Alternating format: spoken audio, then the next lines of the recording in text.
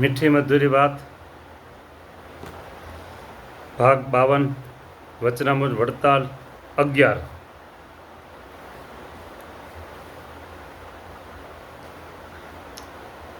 અમારો તો એવો સ્વભાવ છે, મારા કે છે, અમારો તો એવો સ્વભાવ છે. કેવો? બોલો બોલો, કેવો સ્વભાવ છે?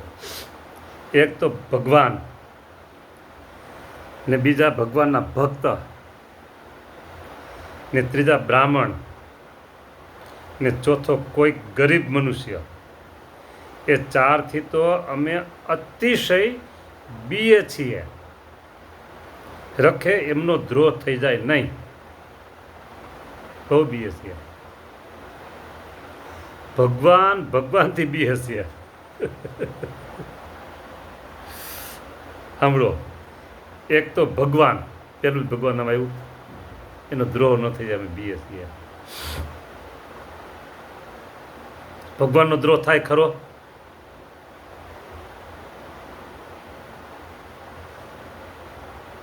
જો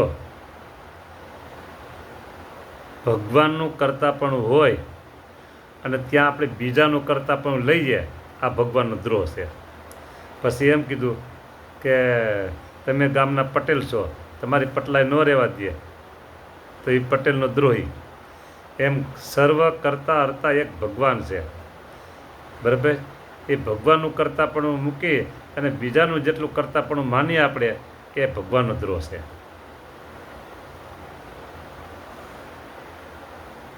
અને મધ્યના 9માં મહારાજ એમ કહે છે કે અમને તમે બીજા અવતાર સમાન જાણશો તો તે અમારો દ્રોહ કરે છે.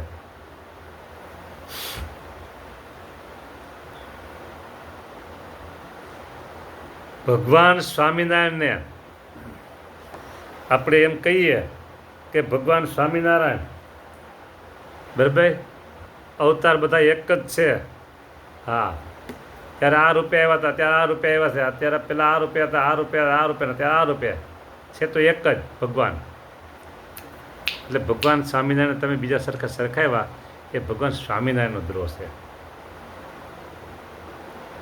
કારણ કે પોતે એમ કીધું છે કે અમે આ બ્રહ્માંડમાં ક્યારેય આવ્યા નથી અને હવે ક્યારેય આવશું નહીં. આ એક જ વખત આવ્યા છે અને આત્યંતિક કલ્યાણનો માર્ગ ચાલુ કરી દીધો છે. દ્રોહ થાય, બધું હરખું કરો તો. હા, બીજો ભગવાનના ભક્ત, એનો દ્રોહ નહીં કરવાનો. હું એમ કહું હું ભગવાનનો ભગત છું, તો મારે સામે ન હોય ને એ એમ કે એ એમ માને હું ભગવાનનો ભગત છું. ત્રીજો હોય ને એ એમ કે હું ભગવાનનો ભગત છું.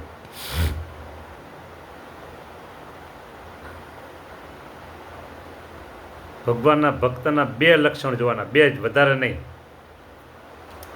એક તો સર્વોપરી સુપર ફાસ્ટ ઉપાસના જોવાની,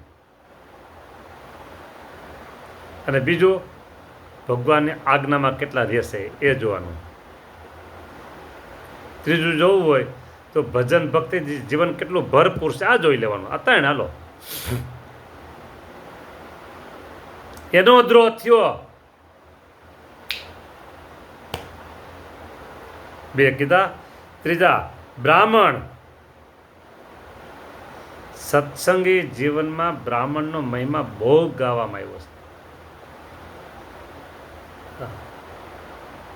ભક્ત ચિંતામણીમાં છે, હરિલીલામૃતમાં પણ છે બ્રાહ્મણનો મહિમા.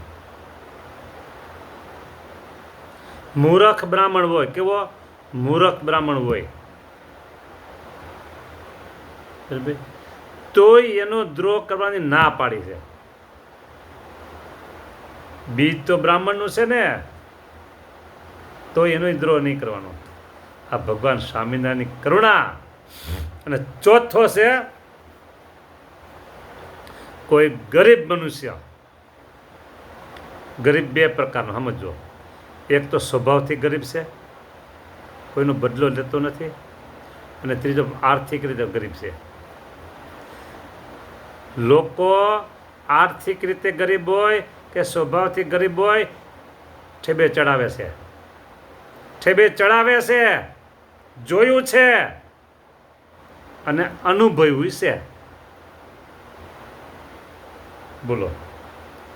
ચોથો કોઈ ગરીબ મનુષ્ય, પછી બ્રાહ્મણ છે કે સાધુ છે કે સત્સંગી છે કે ભાઈ છે કે ભાઈ છે કે બાળક છે કે વૃદ્ધ છે, કોઈ પણ હોય.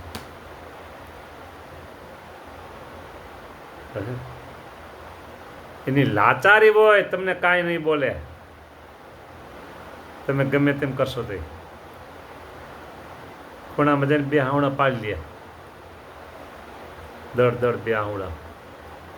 એ આંસુ છે ને ડેન્જરસ છે સામેની વ્યક્તિ માટે.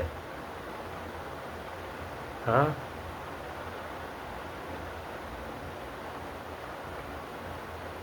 ચોથો કોઈ ગરીબ મનુષ્ય, કોઈ ગરીબ મનુષ્ય.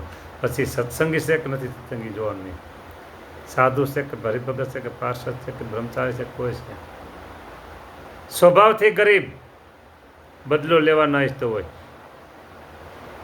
બીજો આર્થિક પૈસો નથી એની પાસે. લોકો છે ને પાટે ચડાવે છે, પાટે ચડાવે છે, ઠેબે ચડાવે છે, ઠેબે ચડાવે છે, આ બેયને. હા,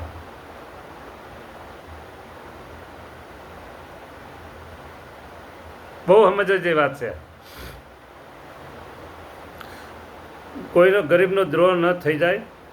એ 4થી તો ભગવાન સ્વામિનારાયણ કહે છે અમે અતિશય બીએ છીએ, બહુ બીવે છે ભગવાન નાથીઓ.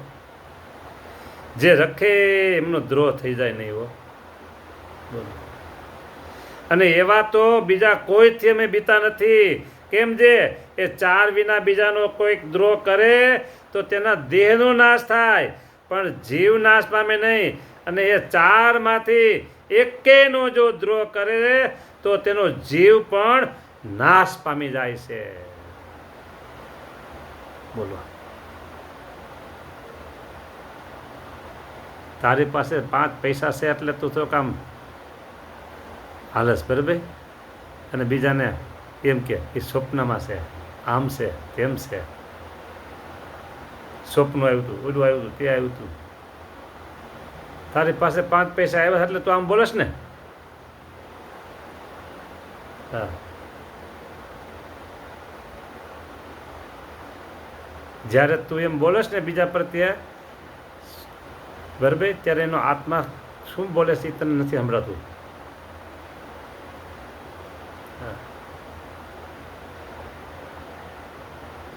જીવ નાશ પામી જાય છે, જીવ નાશ પામી જાય છે. વિચાર કરો. હા,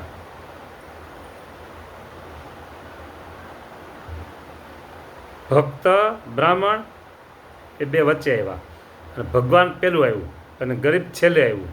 એમાં પેલું અને છેલ્લું ભગવાનને સર્વે સરખા ઠેરાવ્યા તોય તમે ગયા.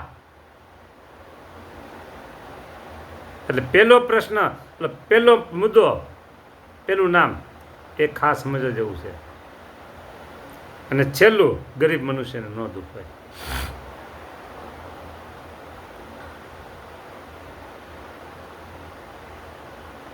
ગરીબ મનુષ્યને કેટલી બધી લાચારી હોય છે એ તો જે અનુભવ હોય ને એને ખબર હોય. આ સેવક અનુભવમાંથી બોલે છે.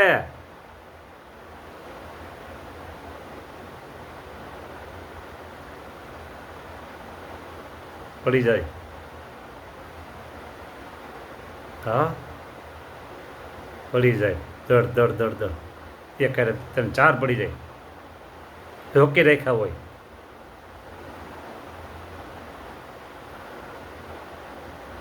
અને બંધ છૂટી જાય ને ધાર થઈ જાય.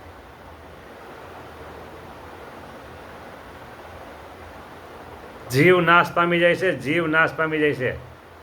વિચાર કરો. એવા વચન ક્યારેય ન મરાય. માર્મિક માર્મિક વચન ન મરાય ક્યારેય. હા,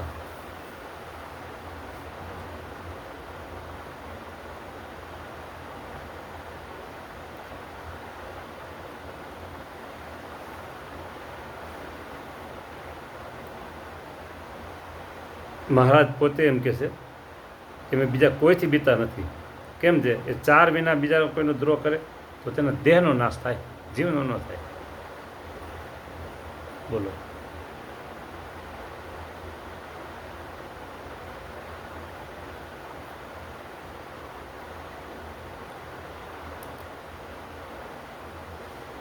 ભગવાનના ભક્ત એ છે ને બહુ વિચારપૂર્વક ચાલવા જેવું છે, બહુ વિચારપૂર્વક ચાલવા જેવું છે.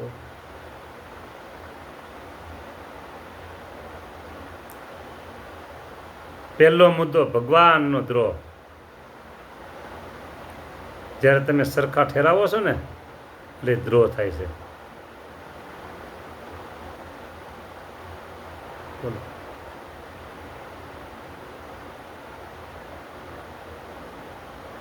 વાત મુદ્દાની છે.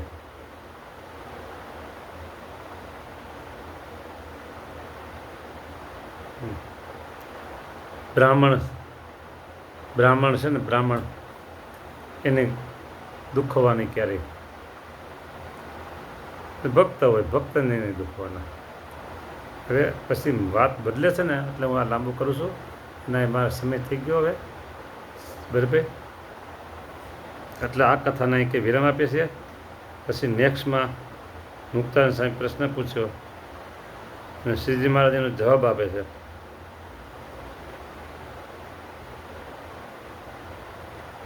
સારું. જય સ્વામિનારાયણ.